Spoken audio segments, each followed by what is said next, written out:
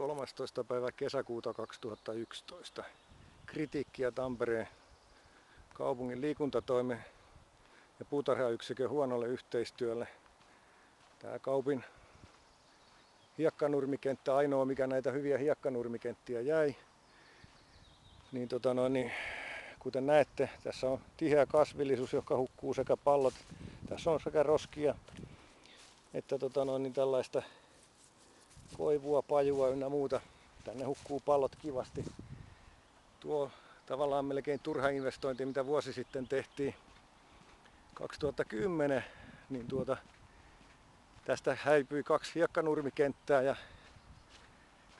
tilalle tuli tällaiset pleksikentät, joka on vahtimestareidenkin mukaan karkottanut. Ja mitä tässä toukokuulla kerkis näkee, niin pienikin vesisade, niin tässä lilluu vesi. Ja en tiedä sitten kuinka julkisten hankintojen ohjelmaa kuuluu tällaiset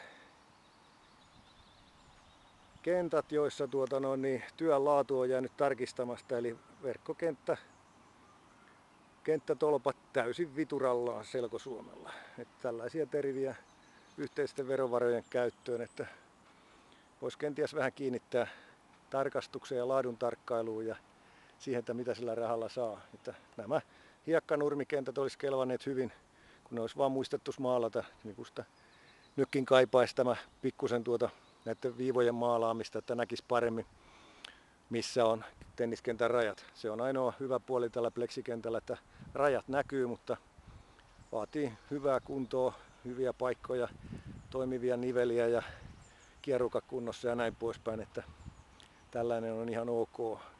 Varttuneempi väki käyttää tätä hiekkanurmikenttää. Eli toivomus kaupunki korjaisi nämä epäkohdat välittömästi.